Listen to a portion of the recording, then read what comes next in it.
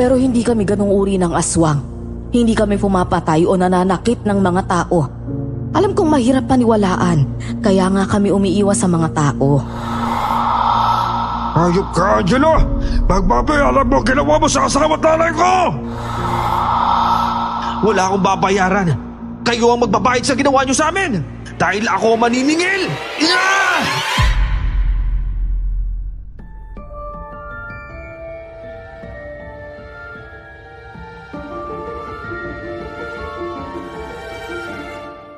Dahil kapos ako sa pinag-aralan, mas pinili ko na lang na mamuhay sa aming baryo at ang aming pangkabuhayan ay mamutol ng kawayan.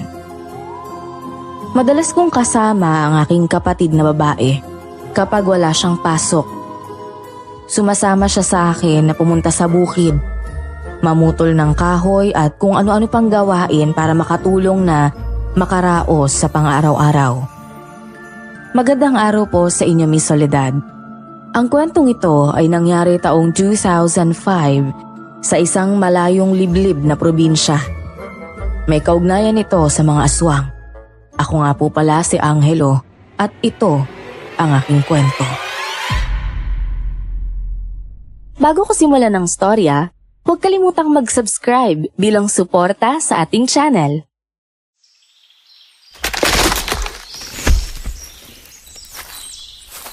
Kuya, bumaba na kayo dyan! Kakain na po! Baka po magutom kahit bigla na lang kayong mahulog dyan.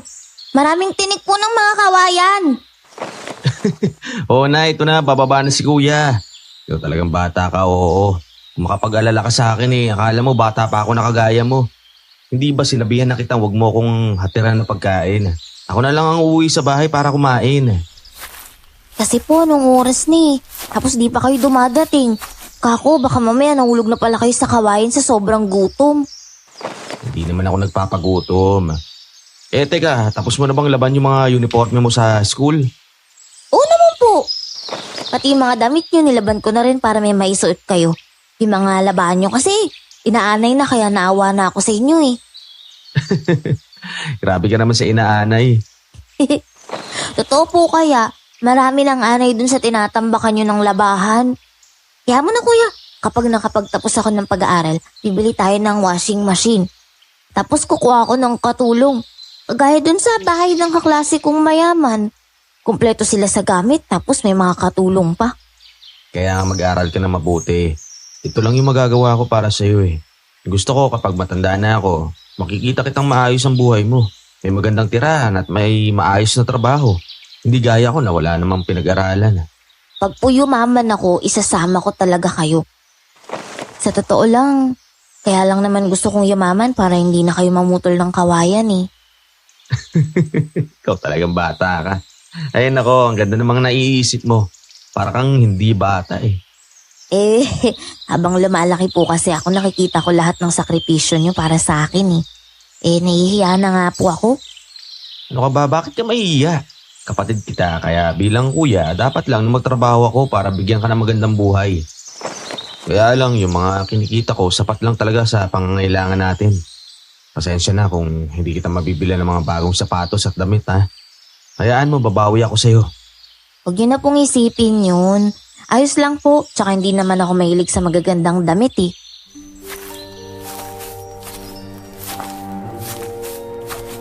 Ganon kabait si Grace. Marunong na itong umunawa sa murang edad. Maaasahan ko na rin siya sa gawaing bahay dahil marunong na ito sa lahat.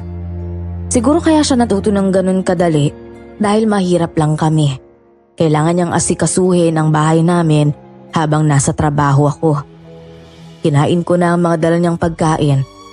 Marami pa akong mga puno ng kawayan na kailangang patumbahin kaya nagpahinga muna ako ng ilang minuto.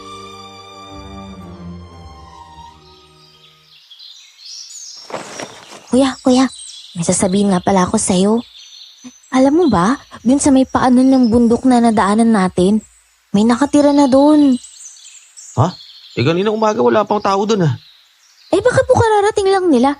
Isang buong pamilya sila Nakita pa nga nila ako tapos inalok nila ako ng tinapay. Kaya lang di ko tinanggap kahit gustong gusto kong kumain.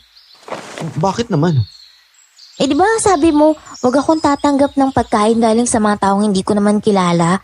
Dahil baka mamaya aswang sila. Gawin kasi yung naiisip ko eh. Baka aswang yung mga yun. Tinandaan mo talaga yung sinasabi ko Pero mabuti na yan nang sa ganun hindi ka mayanggaw. Alam mo ba na may kakilala ako na naging aswang dahil niyanggaw siya mula sa pagkain. Ayoko naman mangyari sa'yo yun. Kaya nga po, yun yung madalas ko pong naiisip. Mukhang may tao yata dun sa likod ng kawayan Dito ka lang titignan ko. Sige po.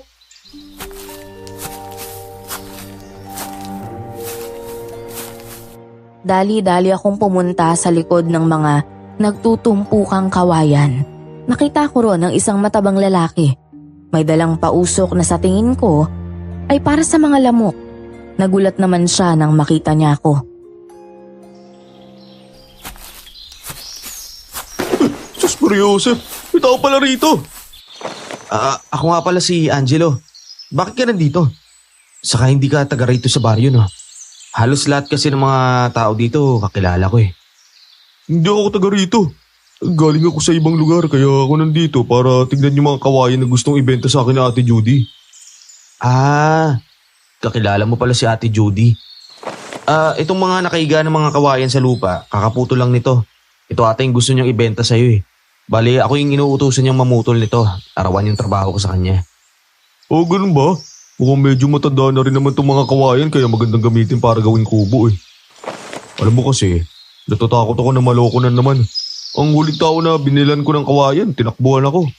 Nagbentahan ba naman ako ng kawayan na hindi sa kanya? Tapos kinuha lang yung pera ko. Ika nga nila, walang maloloko, walang magpapaloko. Hayaan mo na yun, Diyos na lang ang bahala sa kanya. Nakita ko naman na maayos yung mga kawayan kaya aayos na rin ako. Yung batang kasama mo, baka mamaya ubusin ng lamok yung dugo niya dyan. Hindi yan. Nakasuot naman siya ng jacket saka pajama. Sanay na rin siya dito.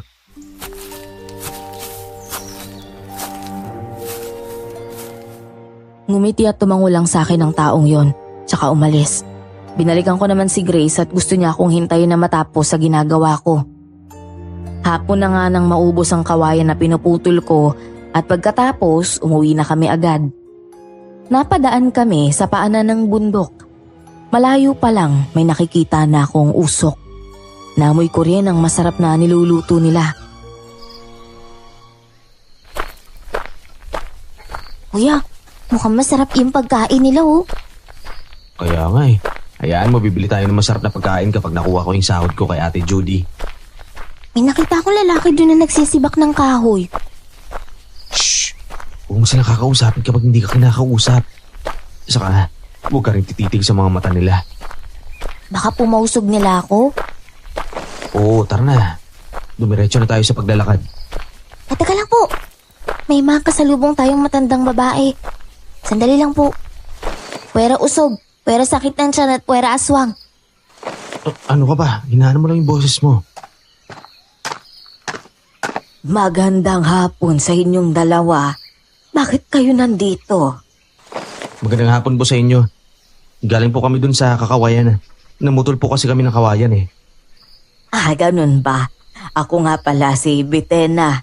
Mga bagong lipat kami dito. Sana naman ay maging magkaibigan tayo. Oo naman po. Ako si Angelo. Siya naman po yung kapatid kong si Grace. Sandali lang ha. Tatawagin ko lang ang anak ko para makilala nyo rin. Freddy! Halika dito. May mga kaibigan tayo. Day, nakikilala mo ba sila? Oo, taga rito sila sa baryo. Siya nga pala yung anak kong si Freddy. Saka may asawa na ito Teka na, saan ba si Lipa? Andun po sa loob at nagluluto ng pagkain. Dumaan na muna kayo sa bahay namin para makilala nyo ang aming pamilya. Naku, wag na po, nakakaya. Ano ka ba, wag kayong mahiya. Pumasok na kayo sa loob ng bahay.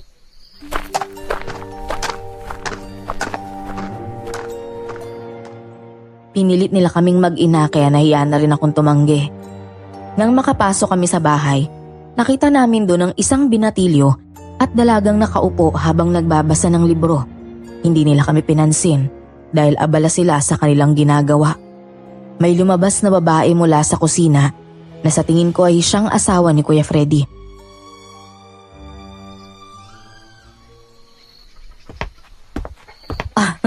May mga bisita pala agad tayo. Upo kayo at ipaghahanda ko kayo ng merienda.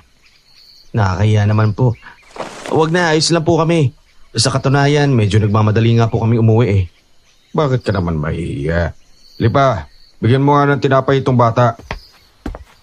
Kuya, siya po yung lalaking nagbigay sa akin ng tinapay kanina, pero hindi ko tinanggap. Pasensya na kung kanina nagulat kita ha. Natakot ka ata kaya ka tumakbo. Opo, natakot nga po ako. Ito nga pala, Iha. Kainin mo yung tinapay na yan. Yan nga pala yung mga anak namin. Galing kaming Maynila.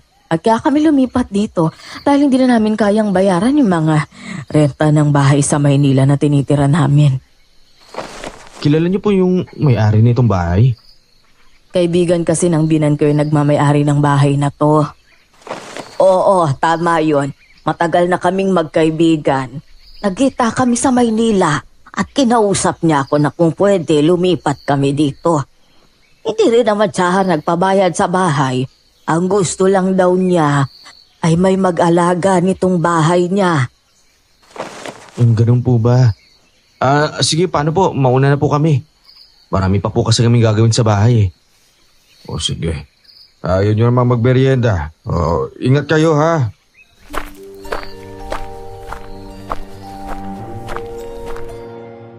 Tumangulang ako at umalis na kami ni Grace. Mababait naman silang pamilya. Masasabi kong medyo may kakayahan sila sa buhay dahil nakita kong maraming pagkain at prutas ang nakalagay sa lamesa.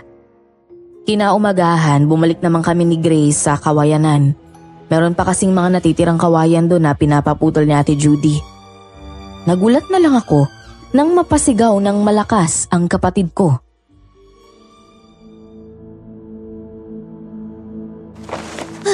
Kuya! May nakita ako na akadiri! Ano? Saan? Andun o! Tinan mo sa ilalim ng mataas na damong yan. May patay na hayop tapos parang binaliktad yung mga laman eh. Dito ka lang, lalapitan ko. Bakit po kailangan nyo pang lapitan? Makikita nyo naman dito eh. Basta dito ka lang. Lumapit ako sa itinuro ni Grace at totoo nga, may patay na hayop doon. Punit ang katawan nito na para bang nilapa ng mas mabangis na hayop. Kinain din yata ito ng kapwa niya hayop eh.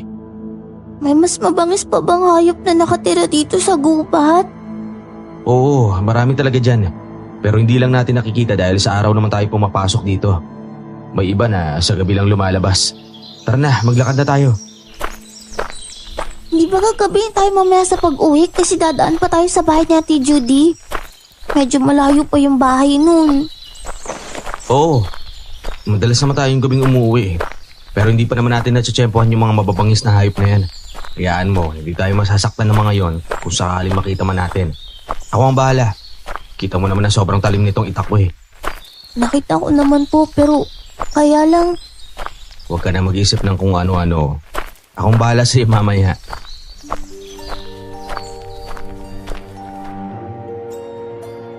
Ang bahay ni Ate Judy ay doon sa kabila ng bundok. Malapit na nga siya sa kabilang baryo, kaya ginabi kami ng uwi ni Grace. Habang naglalakad, nagmamasid naman ako sa paligid. Hindi ako nagiging kampante kahit sanay ako sa kagubatan. Nang gabing yon, bigla akong nakarinig ng malakas na halakhak at parang iyak. Napatigil ako dahil hindi naman yun nangyayari ni isang beses.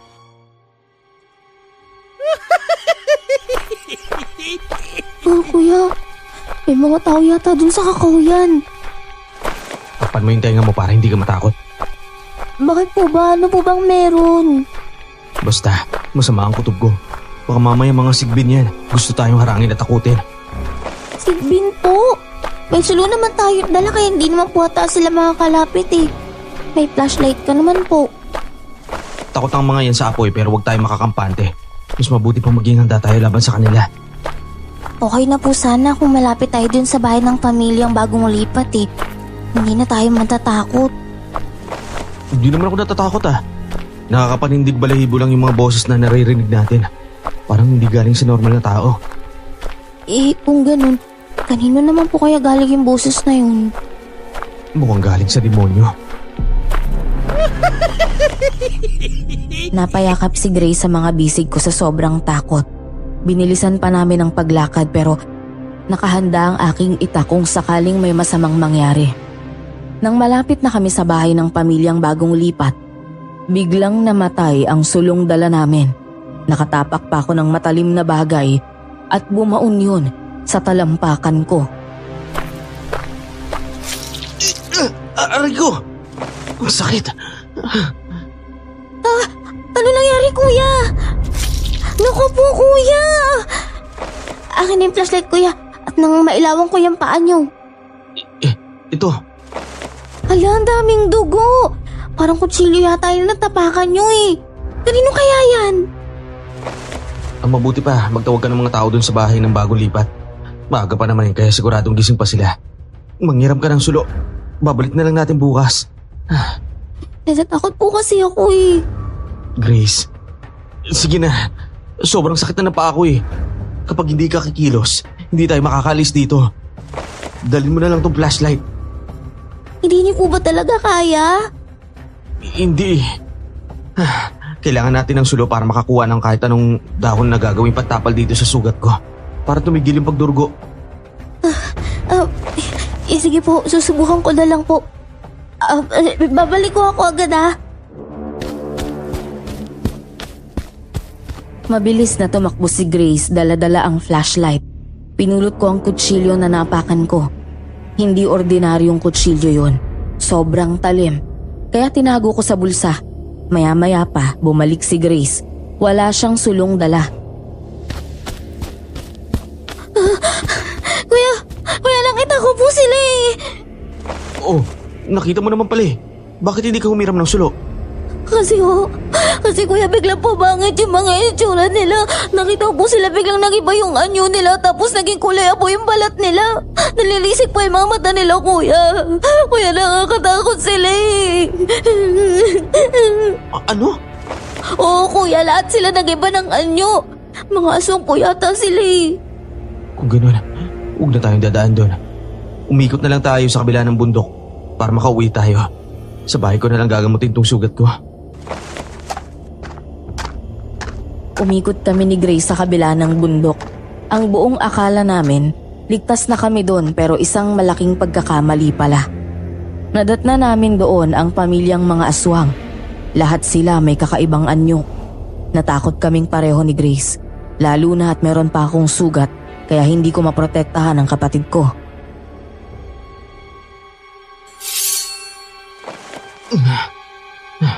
Dito ka sa likod ko. Magtago ka lang dyan. At kung sakaling maramdaman nila ulit tayo, tumakbo ka. Ako lang ang haharap sa kanila.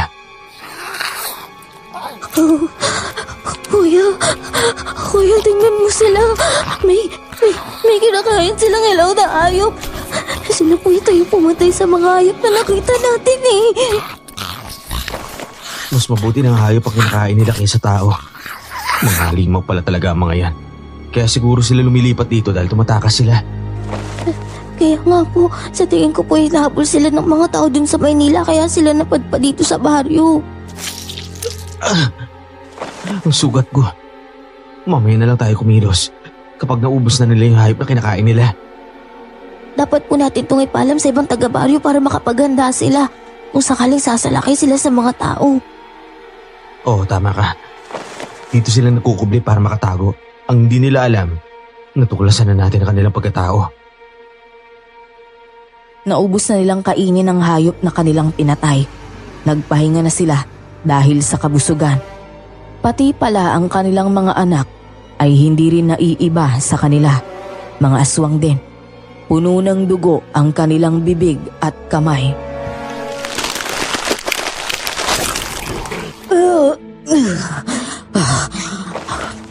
Alam niyo, hindi ko naisip na magkakaganito tayo. Normal naman ang buhay natin noon pero tingnan niyo kung anong ginagawa natin ngayon.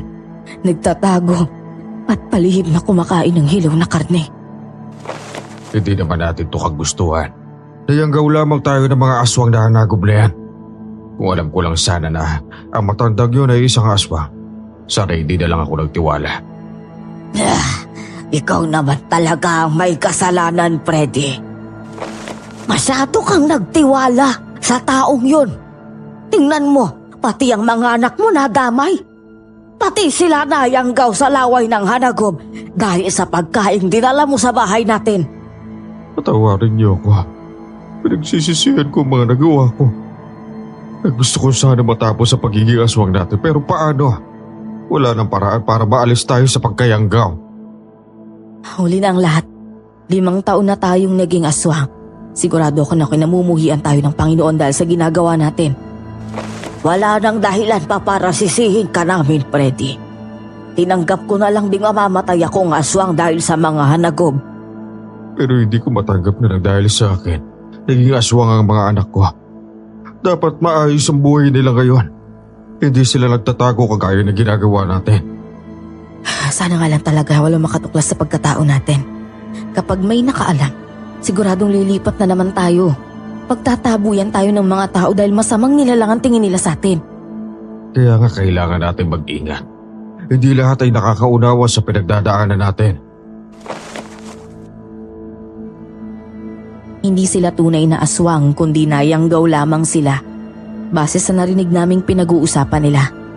Mukhang hindi sila masamang nilalang, pero hindi ko pa rin mapigilang hindi matakot. Iba ang tawag ng kanilang sikmura kapag gutom sila. Hindi sa lahat ng oras ay kaya nilang kontrolin ang sarili.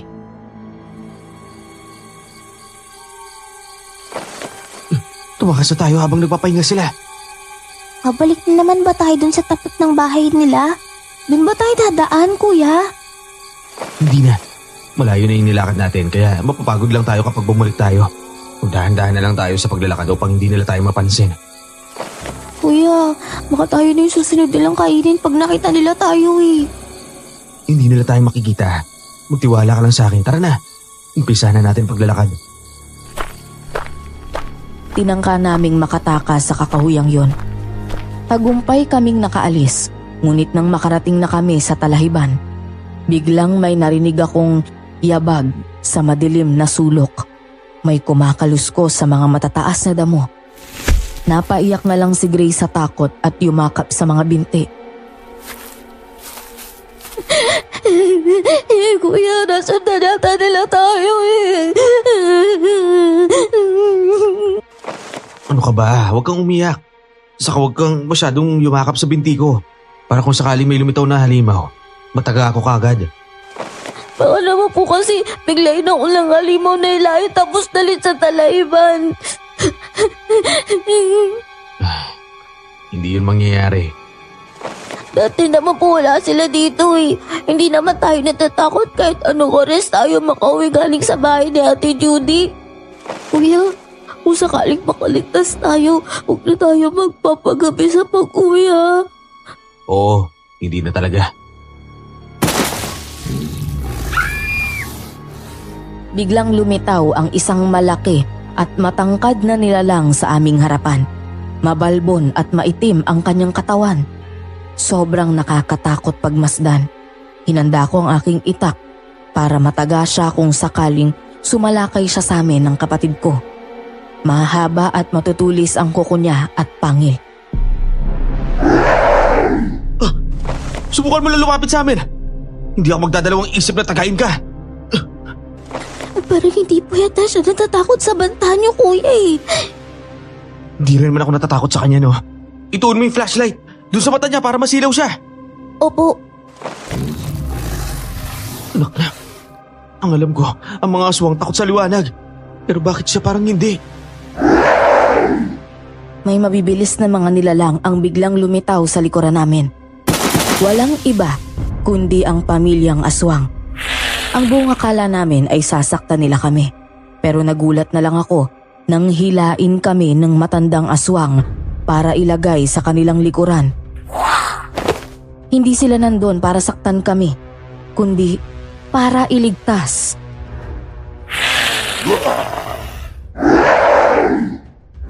Diyan kayo sa likuran namin. Kami nang bahala sa halimaw na yan. Tutulungan niyo kami? Bakit parang hindi ka Hindi lahat ng mga aswang ay masama, Angelo. Oo nga't nakakatakot ang aming itsura. Pero hindi yan basta para katakutan kami. Umanda na kayo. Kahit mag-isa lang ang hanagom na yan, malakas siya. Nakahanda kami. Sugurin na natin siya! Sinalakay nilang 5 ang nag-iisang halimaw. Lumalaban naman ito sa pamilya. Ngunit hindi niya nakayanan ang lakas ng kanyang mga kalaban. Binali ng pamilya ang buto ng halimaw. Pinutol ang ulo nito kaya tumalsik ang itim na dugo. Mabilis lang nilang napatay ang halimaw na yon. Doon na sila bumalik sa kanilang anyo bilang tao. Ayos lang ba kayong dalawa? Oh, kuya. Kuya, mga aswang po sila. Huwag kayo lumapit. Huwag kayo magkakamaling saktan kami. Kumalma ka, Angelo. Hindi namin kayo sasaktan. Namoy kasi namin na may umaalingasaw na dugo ng tao kaya kami naparito. Oo nga, at akala namin pinatay na tao at itinapon dito pero hindi namin inakala na kayo pala nga abutan namin. Aba, may mga sugat pa kayo. Bakit nangangamoy ang dugo? Ako po yung may sugat. May natapakan kasi ako matalim na bagay doon kanini. Simula nang lumapit kami rito, hindi na kami papayag na may iba pang nilalang na pumasok dito at maghahasik ng lagip. Ayaw naming manisi. Ang anumang halimaw na pumapasok dito sa aming teritoryo ay papatayin namin. Ang nilalang na gustong manakit sa inyo ay aswang na hanagob. Simula noon pa, nanggugol na talaga sila sa mga tao. Mukhang malalim ang sugat mo. Angelo, malayo pa ang bahay niyo dito. Kaya sumama na muna kayo sa bahay at magamot ka namin. Kuya, huwag ka magtiwala sa kanila. Grace, nauunawaan ko na natatakot ka sa amin. Pero pangako, hindi namin kayo sasaktan. Mauubusan ka ng dugo kapag nagpatuloy ka sa paglalakad. Sumama ka na sa amin. Kung may masama kaming balak sa inyo, dapat nung unang kita pa lang natin, pinatay na namin kayo. Pero hindi kami ganung uri ng aswang. Hindi kami pumapatay o nananakit ng mga tao. Alam kong mahirap paniwalaan, kaya nga kami umiiwas sa mga tao. Halimaw ang tingin nyo sa amin kaya... Sige, sasama kami sa inyo papunta sa bahay ninyo. Hindi ko na siya pinatapos na magsalita dahil ayokong isipin nilang wala akong utang na loob. Nang makarating kami sa kanilang bahay, kagad nilang ginamot ang aming mga sugat. Doon na nila ipinagtapat sa amin ang katotohanan tungkol sa kanilang pagkatao. Kagaya ninyo, normal na tao lang kami noon.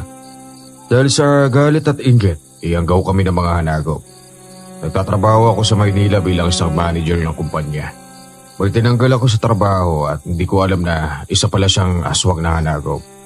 May matandang lalaki nagbebenta ng malagkit. Paborito ng pamilya ko kaya bumili ako ng marami at dinala ko sa bahay. Doon nagsimulang magbago ang buhay namin. Ibig sabihin, dun sa malagkit na binili ninyo, doon nagsimula ang lahat kung bakit kayo naging aswang? Oo, pero ang akala namin kapag naging aswang na kami ay titigilan na kami ng mga hanagob.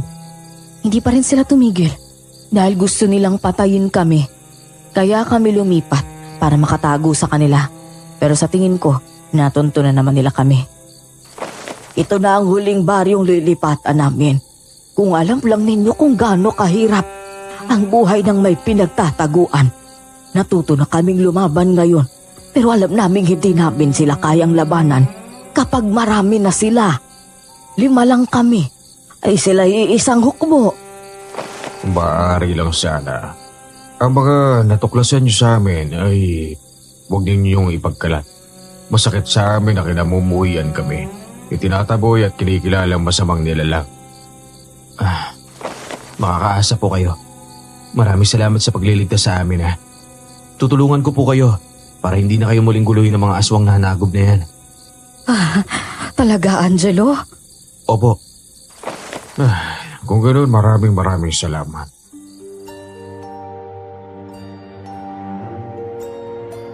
Dalawang araw na hindi kami nakabalik sa kawayanan. dahil sa sugat ko, pero habang nasa bahay naman ako, hindi ako tumigil sa paggawa ng sibat gamit ang kawayan.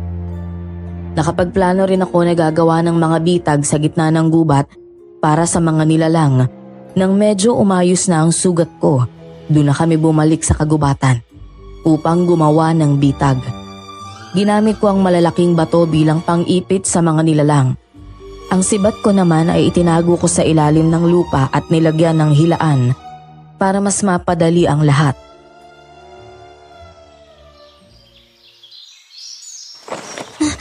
Kuya Angelo, hindi kaya mapahamak naman ng pamilyang aswang dito? Paano kung sila pala yung makatapak sa mga bitag at sila yung tamaan? Hindi naman sila pumarito sa bahaging ito eh. Ipapalam pa ba natin sa kanila kung saan tayo naglagay ng bitag? Para mag-ingat sila? Huwag na. Mas mabuti rin na wala silang alam. Wala ba kayong tiwala sa kanila, kuya? Hindi ba kayo naniniwala na hindi talaga sila masama? Naniniwala din naman. Tama naman din sila. Kung talaga masama sila, marami silang pagkakataon para patayin tayo pero hindi nila ginawa. Kaya lang, mas mabuti na rin maging maingat tayo. Totoong iniligtas nila tayo at mababait sila, pero halimaw pa rin sila. Kaya nga po eh. Yung mga plastic na binigay ko sa'yo, may laman na posporo at mga tuyong maliliit na kawayan yun. Ilubing mo na muna sa lupa para may magamit tayo kapag dumating tayo sa oras ng alanganin. Opo, hanggang saan po ba kayo maglalagay ng bitag? Lalagyan natin ng lahat ng bahagi ng gubat na to ng bitag. Pero mas damihan natin doon sa may kakahuyan. Sige ho.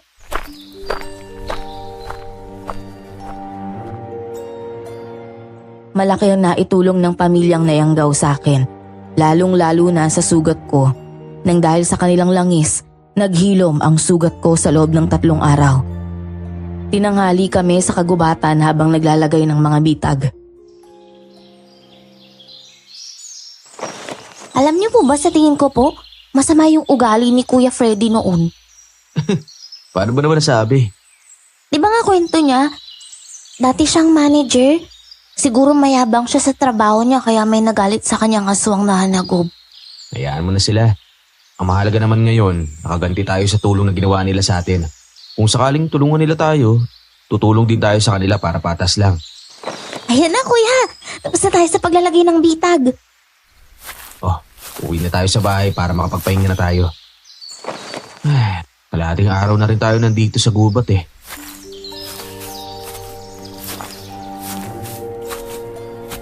Habang naglalakad kami, may nakasalubong kaming isang matandang lalaki. May dala siyang tungkod at may mga mamahaling gamit na nakasabit sa leeg at braso niya.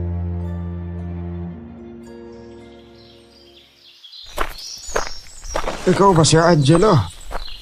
Ako nga po. May kailangan po ba kayo? At ito ba kapatid mo talaga? Opo. Kapatid ko po. Nandito ako para bigyan ka ng babala. Galing ako sa lugar kung saan nanggaling ang mga hanagop at ang pamilyang Nayanggaw. Karapatan mong malaman ang totoo.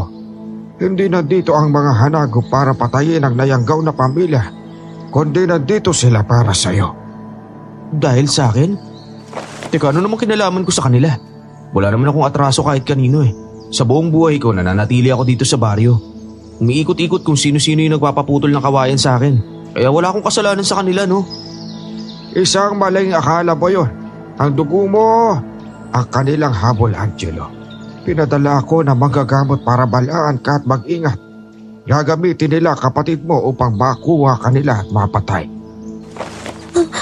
Dugo ni kuya ang kanilang kailangan. Ano naman po magiging silbi ng dugo niya sa mga halimaw na yun? Maraming nagaganap na hindi alam ng tao. Kung sino man ang aswang na hanagop ang makainom ng dugo mo, ay siyang magiging pinakamalakas na aswang. Grabe naman kayo. Ibig sabihin, sa dugo ko sila lalakas? Alam kong mahirap paniwalaan, pero hindi kita pipilitin. Kaya ako sinasabi ang bagay na ito para mag-ingat ka. Mahirap na kung sakali magpabilog ka sa ulo ng mga masasamang nilalang. Hindi mo batid kung talaga kakampi mo rin ang mga Nayanggaw. Simula nang dumating ang pamilyang nandito, sinimulan ko na ring manmanan ka at nakikita ko na napapalapit ka sa kanila. Tinulungan po kasi nila kami ng kapatid ko laban sa mga hanagob. Pinatay nila yung mga hanagop para maligtas kami. At paano na lang kung palabas ang mga naganap? Maging matalino ka, Angelo. Kilalanin mo na mabuti ang tao pinagkakatiwalaan mo. Hindi naman po hindi ako naniniwala sa inyo. Ika nga nila, dapat makinig ka sa matatanda. Sige po, mag-iingat po ako. At iingatan ko po yung kapatid ko. Maraming salamat po sa babala. Hinila ko na ang kapatid ko paalis doon sa harap ng matandang lalaki. Talagang hindi ako naniniwala sa mga pinagsasasabi niya. Alam kong wala kong ugnayan sa mga aswang, maski ang mga magulang ko ay walang atraso sa mga nilalang, kaya imposibleng nagsasabi siya ng totoo. Bakit po kaya naglilitawan na lang biglang mga tao dito sa atin? Baka may mga dahilan kung bakit. Hindi rin naman ako interesado sa kanila. Bahala silang magmanman dyan kung kailan nila gusto. Ang gusto ko lang naman makaligtas tayo sa kahit anong halimaw na gusto pumatay sa atin. Naniniwala ka ba doon sa sinasabi ng matanda, kuya? Paano naman ako maniniwala? Hindi ko nga alam kung may aswang talaga na kung tawagin ay hanagub. Wala tayong ugnayan sa kanila, Grace, kaya wala tayo dapat ipag-alala. Di naman po ako nag-aalala pero parang naguguluhan lang po ako. Sino ba talaga yung kakampi tsaka sino yung kalaban? Wala akong itinuturing na kakampi, lalo na't parehong hindi natin alam kung ano yung mga yon. Ang tanging kakampi lang natin ay mga sarili natin. Kaya lang naman ako sumasama sa pamilyang yon dahil iniligtas nila tayo sa hanagub na yon. Nahihiya rin akong tumanggi.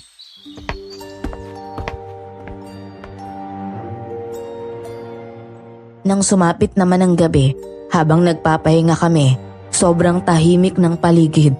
Tanging ingay lang ng umaagos na tubig mula sa sapa ang naririnig namin. Malapit ang bahay namin sa tabing sapa at sa kakahuyan. Bigla akong nakarinig ng sunod-sunod na pag-alulong ng aso mula sa labas ng bahay. Nagising si Grace na may takot sa muka. Kuya, wala naman tayong aso pero bakit may mga alulong sa labas? Huwag mo nang pansinin yun. Hindi naman sila makakapasok dito sa loob ng bahay. Baka mamaya may mga napadaan lang na aso. Tapos may nakitang kakaibang nila lang kaya umaalulong. Nagsisitayo na yung mga balahibo ko sa takot, kuya. Pakiramdam ko may mangyayaring hindi maganda eh. Grace, hindi ka dapat matakot. Nandito ka sa loob ng bahay natin. Walang mananakit sa'yo. Nandito ako. Wala ka bang tiwala sa akin? Tiwala ko sa inyo, kuya. Yun naman pala eh. Sige na, bumalik ka na sa pagtulog mo. Ako nang bahalang magbantay sa paligid. May pasok ka pa bukas. Sige po.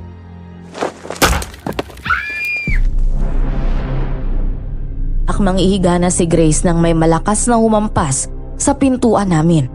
Nayanig ang buong bahay dahil sa kakaiba nitong lakas. May narinig din akong yabag mula sa bubong at ang bintana ay tila hinihila para masira. Ano, kuya? Kuya, may aswang. Hindi kayong pamilyang na yung gawian. Diyan ka lang ha. Bubuksan ko lang yung bintana para makita ko kung anong nilalang yung nandun sa labas. Baka po bigla tayong pasukin. Hindi nila tayo papasukin. Kukunin ko lang yung lagaraw dito. Itinabi ko talaga to para kung sakaling may dumating na nilalang, mabilis kong makikita. Mag-ingat po kayo, kuya. Kapag nabuksan niyo na po yung bintana, umatras kayo agad dahil baka hilahin o saktan kayo ng mga nilalang na yan. Oo, alam ko na kung anong gagawin ko. Patuloy pa ring hinihila ng nilalang ang bintana namin. Kaya buong lakas kong binuksan yun. Nakita ko ang nilalang na may maitim na katawan. Sila ay mga hanagob na sumalakay sa amin. Tinaga ko siya ng lagaraw kaya tumalon ito papunta sa lupa. May kataasan kasi ang bintana namin kaya kailangan pa itong akyatin para maabot hanggang sa ilalim. Nakita ko ang matandang lalaki na biglang dumating. May dala siyang tungkod at yon ang kanyang ginamit para labanan ang mga hanagob.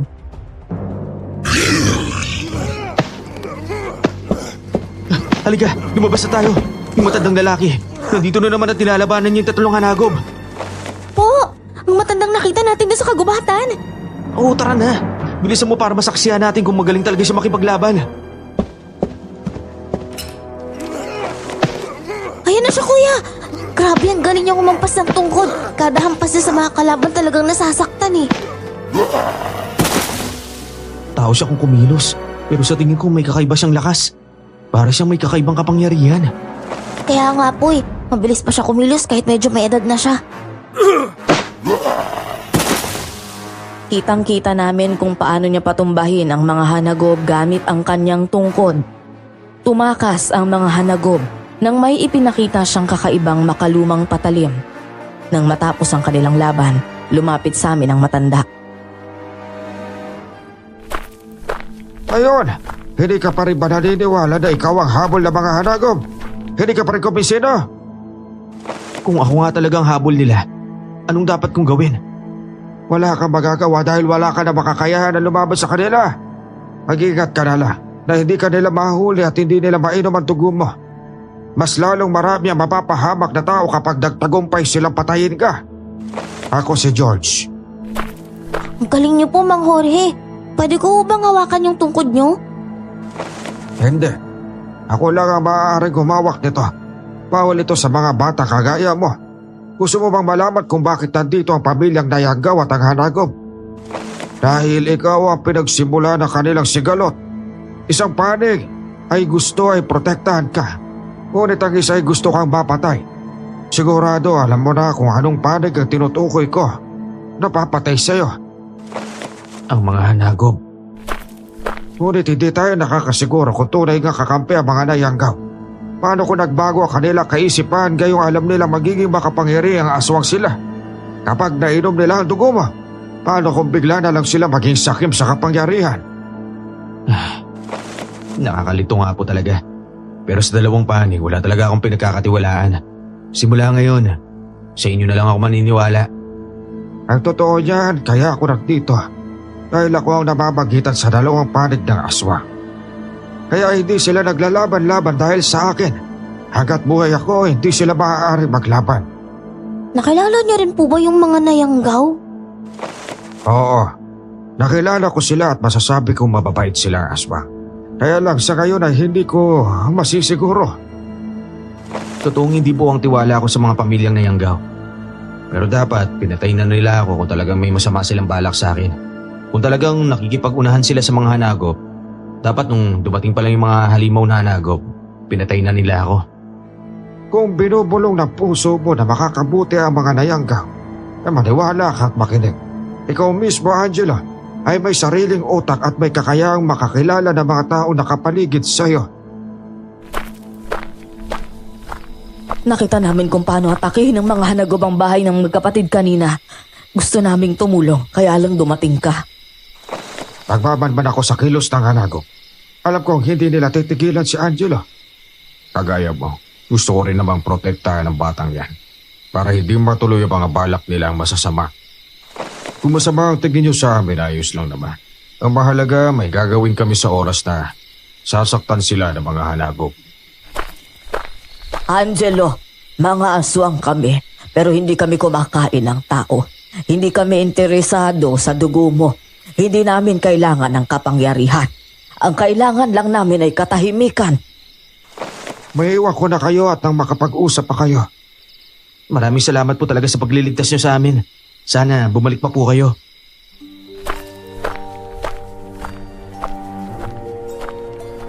Ngumiti sa amin si Mang Jorge at kaagad na rin itong umalis. Doon na ako masinsinang kinausap ng Nayagaw na pamilya.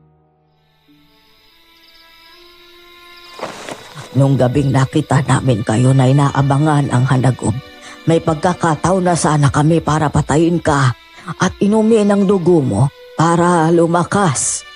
Kaya lang hindi namin ginawa dahil kaibigan ang turing namin sa'yo.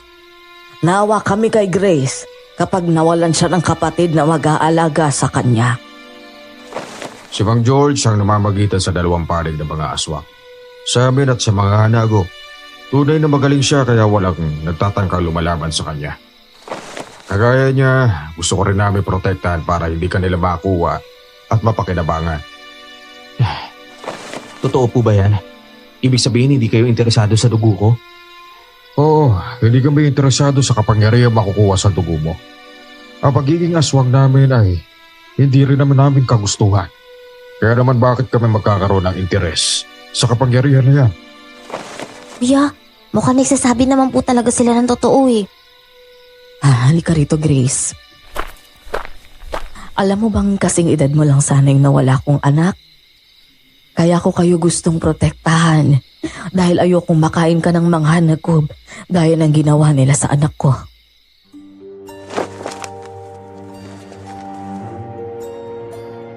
Hinaplos niya ang pisngi ni Grace at nakita ko ang kalungkutan sa mga mata ni Ate Lipa. Doon ko naisip na tunay nga silang mabuti at inosente sa lahat. Makalipas pa ang mga araw, may dalawang mag-uuling na umakyat sa bundok. Hindi na sila nakabalik kaya hinanap sila ng kanilang pamilya. Sumama rin kami sa paghahanap ng kapatid ko. Hanggang marating namin ang tabi ng bahay ng pamilyang Nayanggaw. Nakarinig kami ng sigaw ng mga lalaki na tila nasasaktan pero saglit lang naman iyon. Sa tingin ko, may kakaibang nangyayari sa bahay ng mga bagong lipat. Isumbong po natin sila sa mga tao. Baka nandun po sa loob ng mga taong nawawala, kuya. Wag! Hindi pa tayo nakakasiguro. At gulo ang mangyayari kung sakaling magsabi tayo sa kanila. Kung totoong hindi sila kumakain ng tao, ibig sabihin, wala silang kinalaman sa pagkawala ng dalawang mag-uuling. Ito na ang paraan para malaman natin ang totoo. Totoo? Naalin po? Na hindi sila kumakain ng tao. Alam mo, sa totoo lang kahit anong kumbinsi nila sa akin, hindi talaga ako naniniwala Kala ko pa naman po naniniwala na kayo sa kanila. Kapag pinakinggan at tinignan lang natin sila, mukha silang inosente. Pero hindi natin alam yung totoo. Hindi natin alam kung totoong nandito nga sila para protektahan ako. O baka mamaya naman, may iba silang binabalak. Gaya na lang po ng ano. Sa tingin ko, kaya sila lumipat sa atin para makuha ang loob ko. Kahit ano pa man yan, tara na. Magmanman na tayo sa bahay nila. Maingat kaming lumapit sa bahay ng pamilya. Doon kami sa likod ng kanilang bahay dumaan para makapasok. Kaya lang bigla kaming napatigil nang makita ang mga aswang. Nagluluto sila sa isang malaking kawa habang tuwang-tuwa. Kapag nandun ka sa harap ng bahay, hindi mapapansin na may kakaiba silang ginagawa sa likod dahil napakalaki ng bahay na naroon.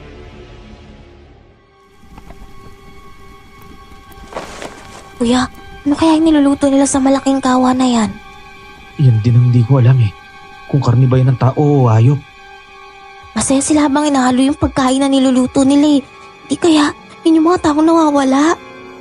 Hindi tayo sigurado. Lapit pa kaya tayo ng konti sa kanila para makita ng buo yung laman ng kawa?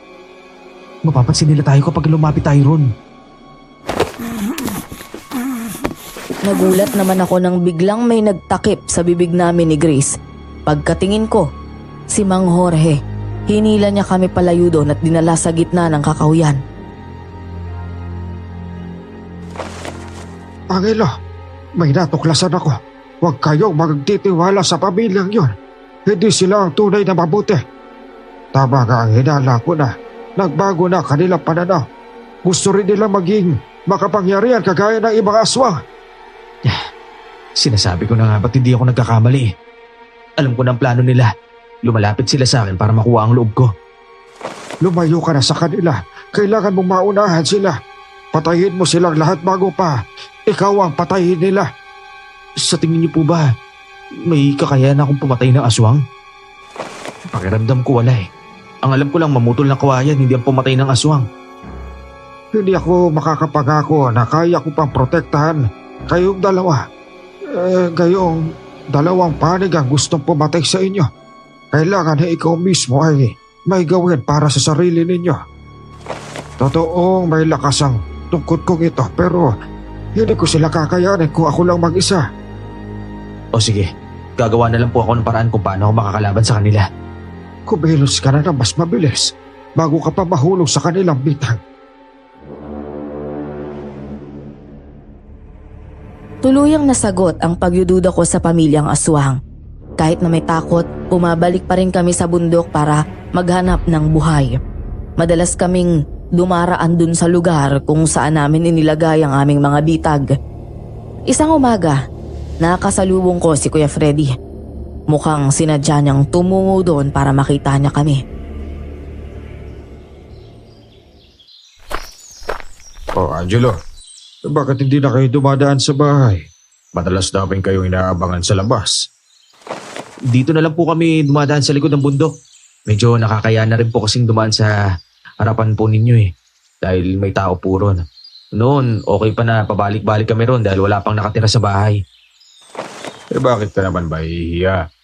Kaya ako nandito dahil malapit nang sumalakay ang mga anak ko. Mag-ingat kayo, lalo kayo magkapatid.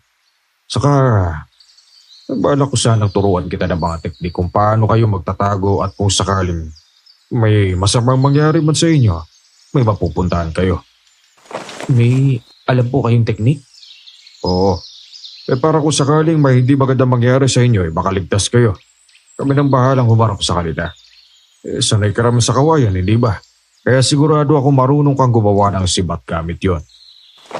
Opo, marunong naman po ako. Kung ganoon mag-umpisa na tayo sa paggawa. Isa yun sa mga maaaring panlaban nyo sa mga hanagom. Kaya ako to sinasabi para sa darating na laban may tutulong sa amin. Pinakita ko sa kanyang sumusunod at naniniwala ako sa lahat ng sinasabi niya. Pero ang totoo, alam kong nilalaro niya ang utak ko. Namutol ako ng kawayan, hindi para gawing sibat, kundi ibenta.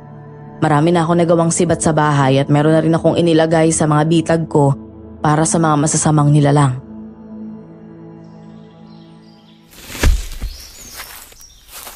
Kuya? Kuya, punta lang ako dun sa may kakoyan ha. Igib lang po ako dun sa may tabi ng sapa. O sige, mag-iingat ka. Bumalik ka rin kaagad. Opo, wala man po atang lalabas na mga masasamang nilalang. Tirik na tirik ang araw eh. Wala, pero kung sakaling may makita ka, tumakbo ka pabalik dito. Sige po kuya.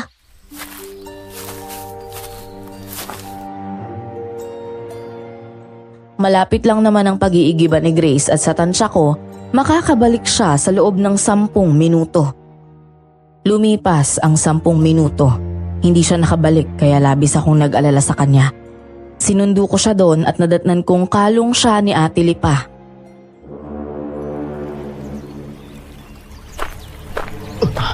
Ate Lipa! Anong ginagawa niyo sa kapatid ko? Teka, bakit wala siyang malay? Hayop ka! Tatagayin kita! Angelo, wala akong ginawa sa kanya. Tanungin mo pa siya pag nagising siya.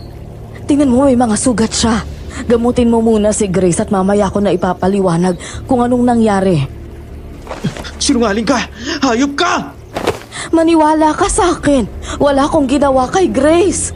Maniwala ka. Unahin mo muna ang asikasuhin ng kapatid mo. Siya na lang ang bahalang magpaliwanag sa'yo mamaya. Akin ang kapatid ko! Kapag may sinabi siya sa akin may ginawa ka masama sa kanya, mananagot ka talaga sa akin. Kinuha ko sa kanyang mga bisig si Grace na walang malay. Itinakbo ko siya papunta sa bahay at doon ko ginamot gamit ang mga halamang itinanim ko. Maya-maya pa bumalik na ang malay ni Grace kaya doon ko na siya inusisa. Anong nangyari sa'yo kanina? Bakit nakita kong hawak ka ni Ate Lipa? Ano kasi, habang sumasandok po ako ng tubig para ilagay din sa lalagyan ko, biglang may dumating na napakalaking aso kuya. Kulay itim na aso tapos kasing tangkad ko yun. Natakot ako kaya sumigaw ako para humingi ng tulong eh. Ano namang nakarating si Ate Lipa doon? Nakita kasi kami doon, naunga siya ng kahoy. Siguro narinig niya yung sigaw ko kaya bigla siyang dumating. Kinalaban niya yung aso. Sabi niya pa, isa daw aswang na hanagub yung nagaan yung aso na yun. Kaya lang habang naglalaban sila, biglang lumis ng hatake yung aso. Ako yung inatake niya, kaya may kalmot ako dito sa dibdib. Tapos, paano ka naman nawala ng malay? Kasi binangga niya ako kaya tumalsik ako eh. Buti na nga lang hanabol ako ni Ate Lipa. Kung hindi, baka nabangga na ako sa mga bato. Tapos hindi ko na alam kung ano pang sumunod na nangyari. Sobrang takot ko kuya, nawalan yata ako ng malay eh. Kung ganun, nagsasabi pala siya ng totoo? Basta po hindi siya nanakit sa akin. Iniligtas niya pa nga po ako eh. Hindi na ako nakabalik sa kawayanan ng araw na yon. Inasikaso ko na lang ang kapatid ko. Kahit na iniligtas ni Ate Lipa si Grace, mabigat pa rin ang loob ko sa kanya. Nang sumapit ang gabi, habang naglalagay ako ng gamot sa sugat ng kapatid ko, bigla akong nakarinig ng mga angil ng nilalang sa labas ng bahay. Sumilip ako sa dingding. Maliwanag ang buwan, kaya kitang-kita ko ang aswang na hanagob. Nakita ko rin ang pagdating ng pamilyang aswang. Kumuha ko ng asin at bawang, tapos lumabas ako sa bahay.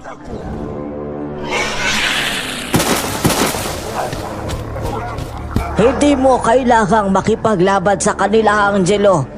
Kami nang bahala. Tumakas na kayong dalawa ng kapatid mo. Oo nga, Angelo. Tumakas na kayo at pumunta na ron sa bahay. Naghihintay na ron ang mga anak ko. Hindi ba sabi niyo sa akin kailangan niyo na tulong ko? Saka na lang ako alis kapag nakita kong dihado na kayo.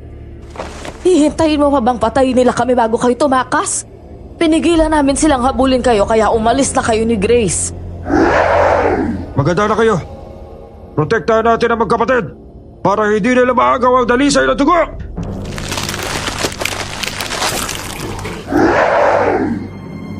Nataan muna kayo sa amin bago niyo mapatay ang magkapatid na yan. Sinalakay ng mga hanagob ang pamilyang aswang. Nakipaglaban silang tatlo sa mga malalakas na nilalang. Silang dalawang angkan ang naglalaban. Tinubuan ng pakpak si Ate Lipa at inilipad niya ang isang hanagob. Masasabi kong malakas ang babae dahil hindi nakapalag ang halimaw sa kanya. Kinalmot at kinagat niya ang hanagob, tsaka buong lakas na hinagi sa lupa. Nagsiliparan ang mga alikabok sa malakas niyang pagbagsak. Umalis na kayo ngayon din, Angelo. Dahil mga kapatid mo, malalakas sila. At hindi namin alam kung hanggang saan kami makakalaban. Magaling ka sa amin, Angelo. Dali mo na si Grace. Pumunta na kayo sa bahay kayo din. Dalihan ninyo! May isang hanagob na tumatakas. Huwag mo na siyang habulin. Hayaan mo na siya makalis. Mas lalo sila dumadami. Kaya nga umalis na kayo. Dalihan ninyo! Iligtas mo si Grace sa kanila. Dahil sa takot, nagmadali akong pumasok sa bahay para kunin ang kapatid ko para makatakas.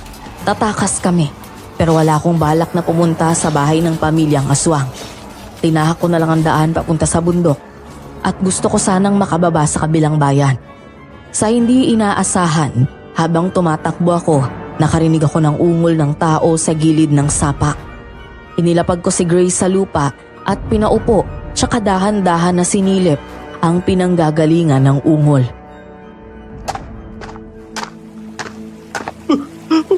Paano awa niyo na? Tulungan niyo ako! Ikaw? Sino ka? Isa kang hanagob, di ba? Ikaw ang hanagob na tumakas sa laban kanina? Oo, ako nga. At hindi naman ako nandito para patayin kayo eh. Tulungan niyo ako. Parang niyo nang awa ko. Kuya, sinong nandyan? Dahil sa inyo mga hanagob, muntik na mapatay ang kapatid ko. Tingnan mo siya oh. Muntik na nga siya mamatay oh.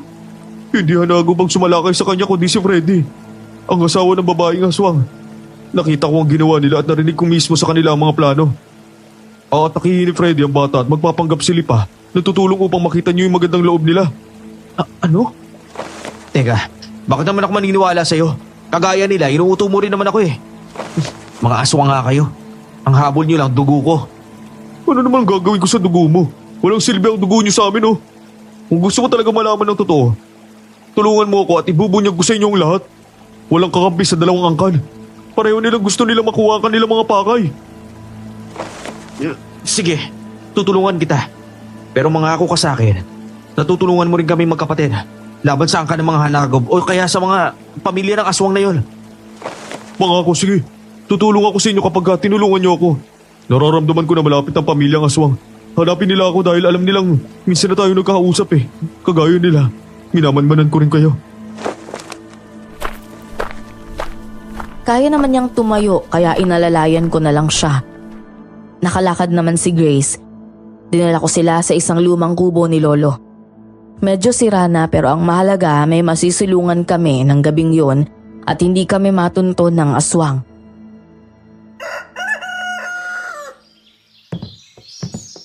Ano naman kaya maaari kong igamot sa'yo? Gayong aswang ka. Hindi mo ako kailangang gamutin. Laway ko lang makakapagpagamot sa akin. Gamot po pala yung laway niyo.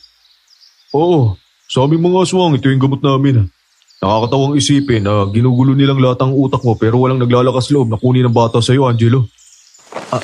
Ang bata? Oo, ang bata ang kanilang kailangan at hindi ikaw. Si Grace. Ang dugo ni Grace ang dahilan kung bakit nagtitipon ng mga hanagupat ng pamilya ng aswang na yan dito sa baryo. Bawat isa ay may misyon. Kunin ang bata upang maging alay. Ano? Teka, ano namang kinalaman ni Grace sa mga aswang na yan? Hindi mo siya tunay na kapatid. Siya ay anak ng isang hanagob. Ang dugo ni Grace ay may bisa na kaya magpalakas ng mga aswang kung sino man ang makakainom nito. Po, ako po pala ang kailangan ng mga aswang na yun. Kaya pala halos ingatan ako ni Ate Lipay. Bago pa ako nawalan ng malay dun sa tabing sapa, narinig ko na yung binulong niya sa akin. Ano naman ang sinabi niya sa'yo? Sabi niya darating daw panahon na siyang mananalo sa agawan.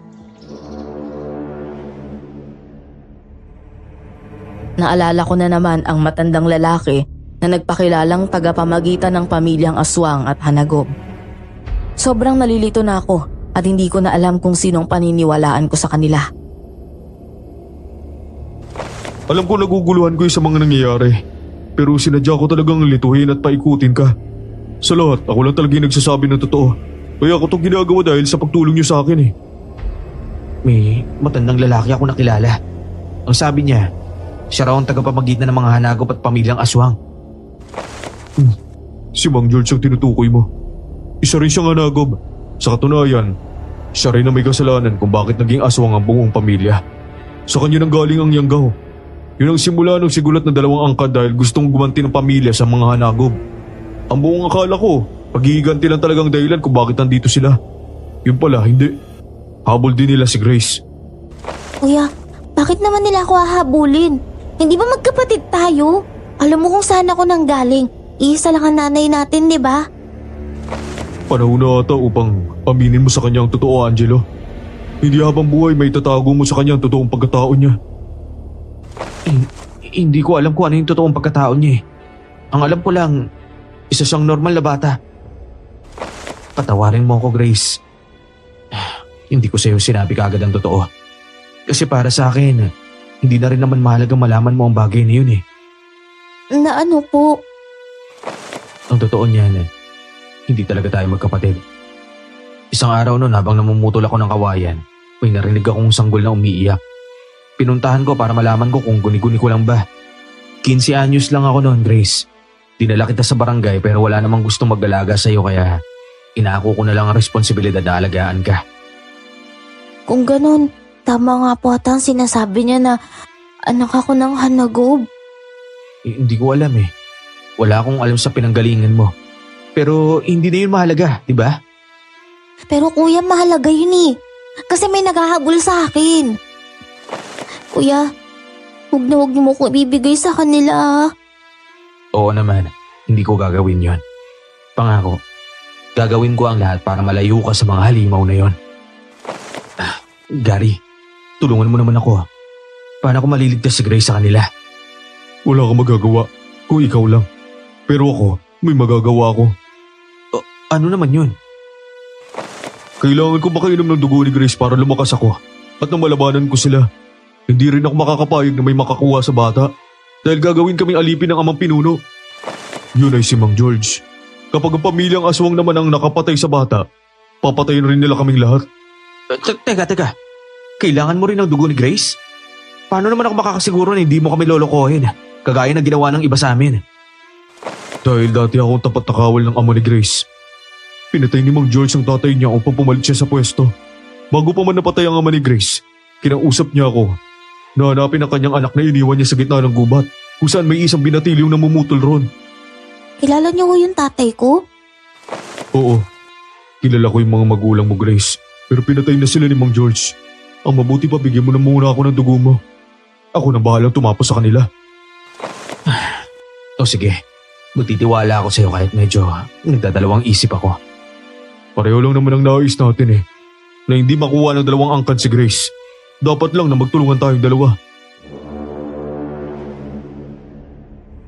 Sumang-ayon kami ni Grace sa sinabi ni Gary. Sinugatan ko ang palad ni Grace at pinainom si Gary ng dugo ng bata. Doon ko nakita ang kanyang pagbabago. Mas lalo pang naging matigas ang kanyang katawan at may lumabas na itim na ugat doon. Sa wakas, may kakayanan rin ako mapatay si Mang George. Ngayon, ano nang susunod nating plano? Kailangan yun sumama sa akin. Kunwari, ipagkakaloob ko kayo sa kanila. At para maniwala sila, kailangan kitang lagyan ng sugat at mga pasa. Ano?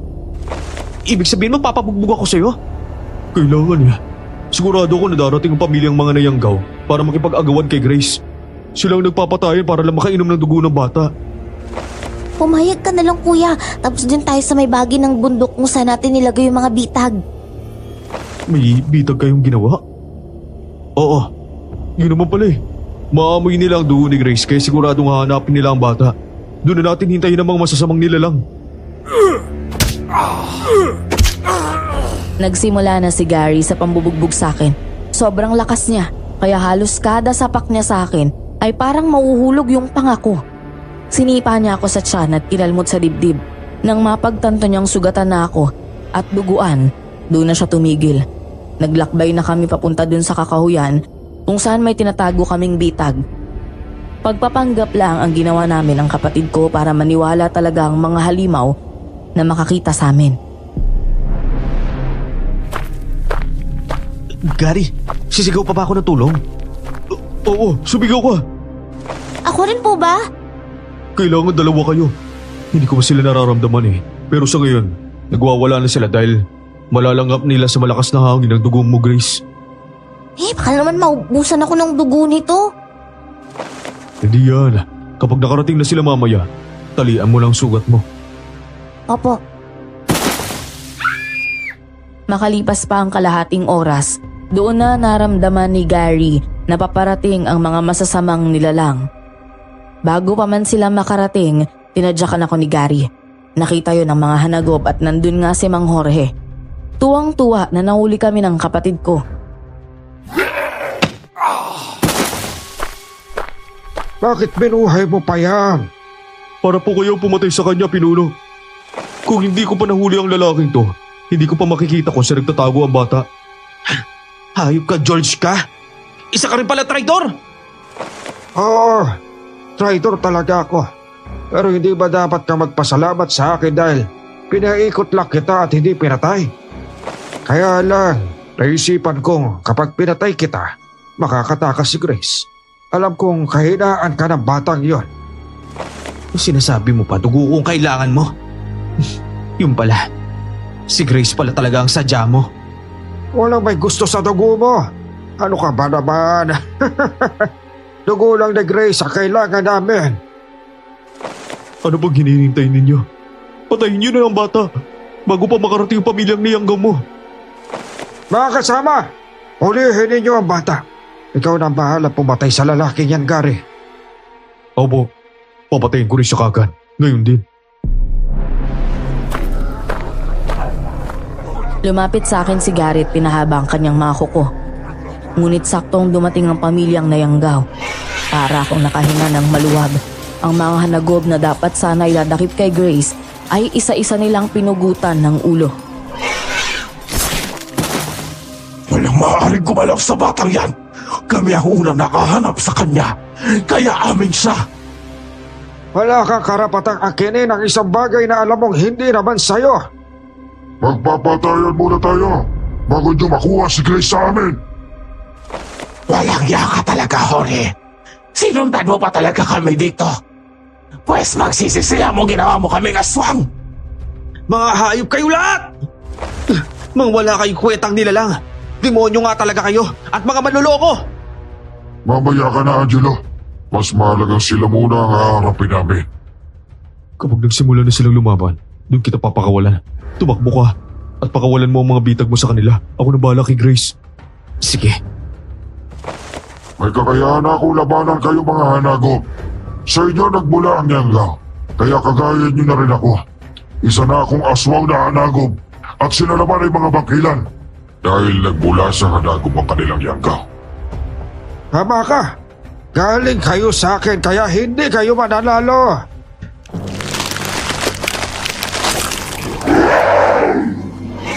Nagsimula na silang magpalit anyo at naglaban. Nakakabingi ang mga malalakas na suntok, sipa at kalmot na aking naririnig. Lahat sila desididong mapatay ang bawat isa para sa dugo ni Grace. Kuya Gary! Nakawalan niyo na po si Kuya! Oo, ito na. Akin itali mo, Angelo. Iba rin yung kuko mo ah. Kahit bakal, nakakayanan yung sirain. Nagawa ko na to dahil sa dugo ni Grace na dumadaloy sa akin. Umalis ka na. Ihanda mo na yung mga bitag mo. Oo. Grace, huwag kang aalis ah. Kahit anong mangyari, dito ka lang kay Gary. Opo. Tumakbo na ako papunta sa kung saan ko tinago ang mga bitag ko. Kinuha ko ang lahat ng mga sibat na gawa sa kawayan na may asin sa loob nito. Hinagisan ko ang 3 hanagob kaya namatay sila nang bumaon ang sibat sa kanilang dibdib.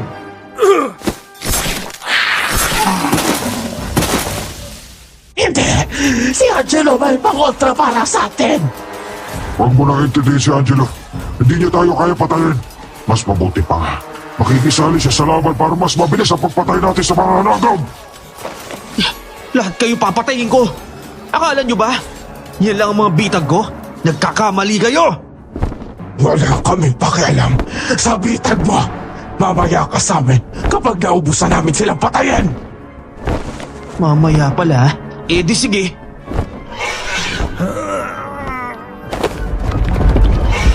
Doon ko na hinila ang lubid kung saan may karugtong yon na malaking bato.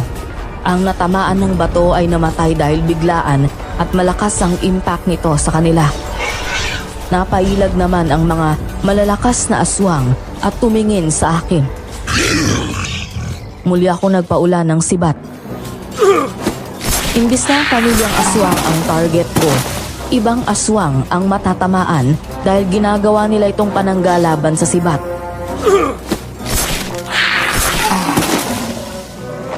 Anak na, magaling rin pala kayo makipaglaban ha. Papatayin kita at nang tumigil ka na sa kalokohan mo. Kung inaakala mo na magagamit mo yung mga yan para sa akin, nagkakamali ka. Sige, tingnan lang natin kung makakapalag ka pa sa apoy na to. Talaga lang, ha? Hindi mo ako mapapatay dahil nakainom na ako ng dugo ni Grace. Naalala mo ba nung nasa sapa kami? Sinipsip ko ang sugat niya. Kita mo na kung gaano kakayop. Papatayin kita! Sinindahan ko ang tuyong kawayan na inilibing namin ni Grace sa lupa noon. Umapoy naman ito kaagad dahil bago pa man ang lahat. Binuhusan ko yun ng gas. Hinagis ko ang apoy kay Ate Lipa na siyang lumilipad sa ere pero hindi ko siyang tamaan. Dumiretso siya sa akin at buong lakas akong sinipa at kinalmot. Napaatras ako pero bigla namang tumalsik si Ate Lipa palayo nang hilahin siya ni Gary sa damit at ihagis. Ako harapin ninyo! Huwag ninyo sasaktan ng mga kaibigan ko na walang kalaban-laban! Napatigil sila sa paglaban. Mukhang ikaw ang tatapusin nila, Gary. Hindi nila alam na may kapangyarihan na ako. Tingin nila sa akin kagaya lang na dati. Isang mahina. Ihanda mo ang mga bitag at uubusin natin ang 2 angka ng aswang. Taga, nasa si Grace? Paano naman yung kapatid ko? Nandun si Grace, ayun o. Hayop ka. Bakit mo naman inakyat yan yung kapatid ko? Wala na akong pagpipilian, ano ba? Oh, tulungan na tayo. O sige. Walang iya ka, Gary. Ang lakas ng loob mo kong hamunin, ha? Sa lahat ng naging hanago, ikaw lang ang mahina. Hindi pa rin nawawala ang pagiging tao sa katawan mo, ano? Hindi ako mahina ngayon. Tara, tignan natin. Simulan na natin ang laban.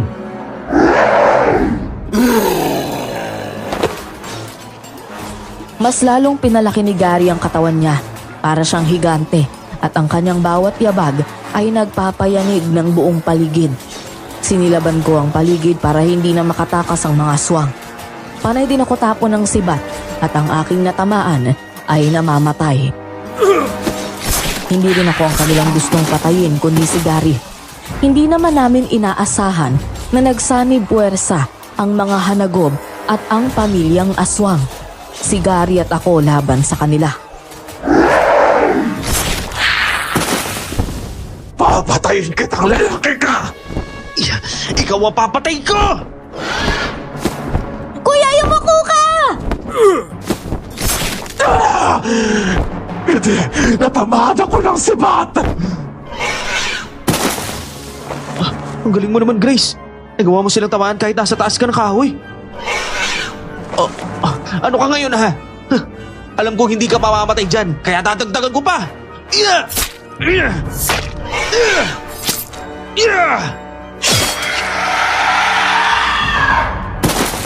Lipa! Hindi! Nanghihina siya dahil sa ginawa mo! Magbabayad ka sa akin! Kayo ang magbabayad sa ginawa nyo sa amin! Lumipad ang matandang babae papunta sa kinaroroonan ko. Hinawakan ko na naman ang lubid kung saan ibabagsak ko ang napakalaking bato. Nang napadaan na siya sa bitag, doon ko na hinila ang bato, kaya nahulog ito sa likod niya. Malakas na bumagsak ang bato sa lupa at naipit si Aling Bitena. Masyado nyo minamaliit ang kakayahan ko bilang mamumutol na kawayan, oh. Ano kayo ngayon? Kahit protektahan mo pa si Grace, marami pa rin ang aswang ang darating para kunin siya. Hindi mo siya mapoprotektahan habang buhay. Kahit si Grace ay magiging aswang din balang araw. Tumigil ka!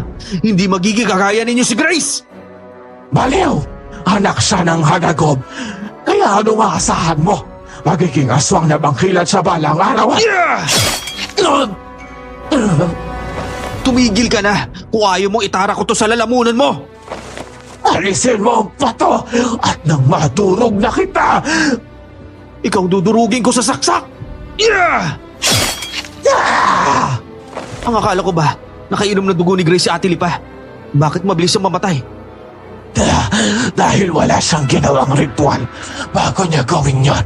Pero kung kusang bibigyan ni Grace na kanyang dugo ang aswang, hindi nakakailamanin ng ritual.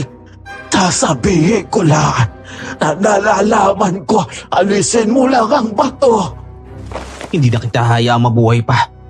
Aling Bitina, ito na ang katapusan mo!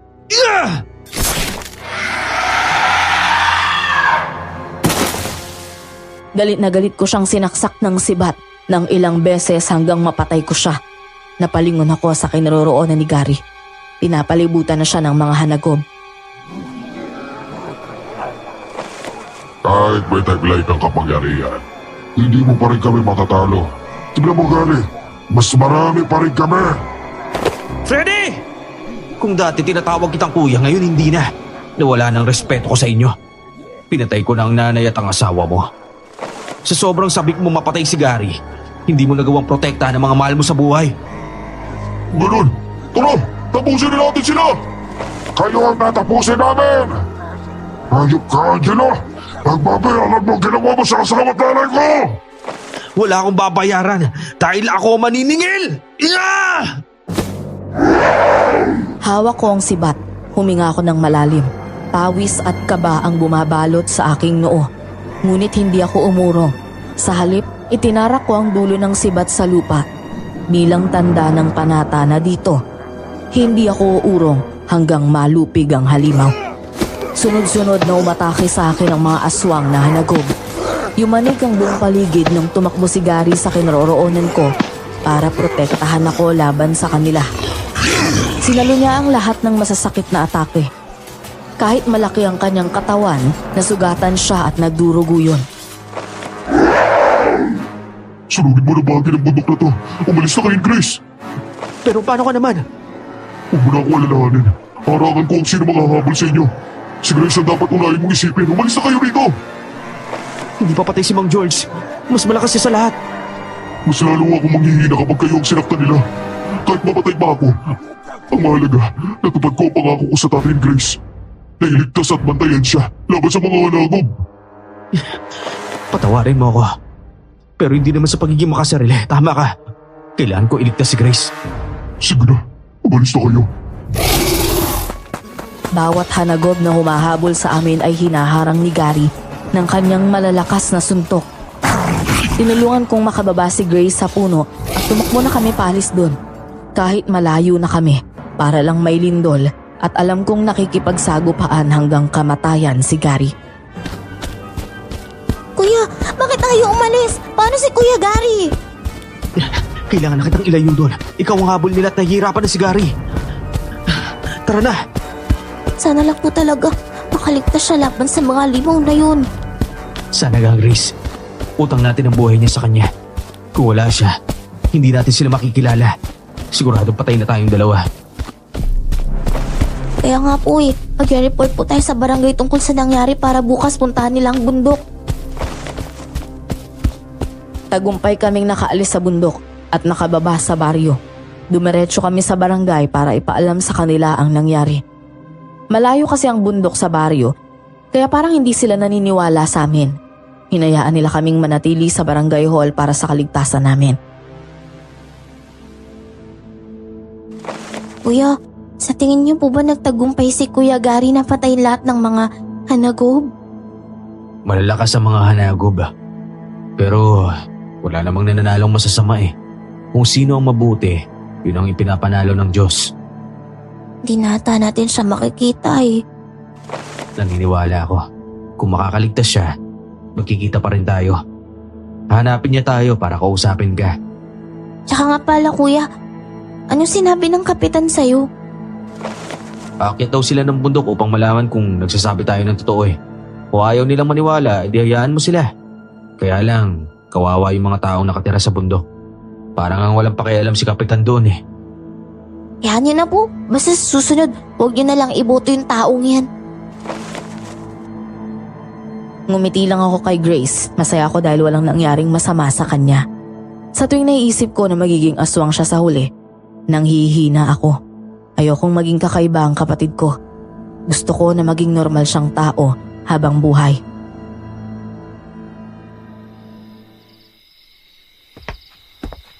Iniisip niyo ba yung sinabi ni Aling Bitena?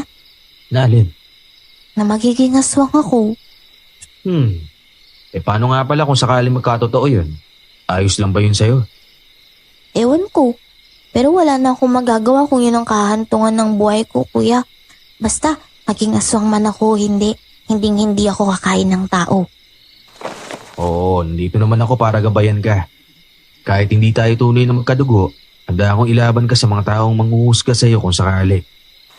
Salamat po kuya sa pagmamahal at pagsisakripisyo mo para sa akin kahit hindi tayo magkadugo. Hindi niyo pinaramdam na iba ko.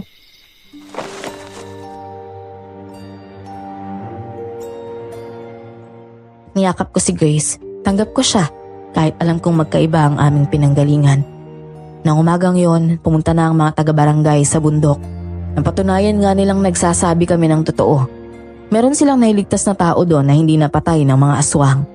Dinala nila ito sa barangay hall at napalundag kami sa saya nang makita si Gary.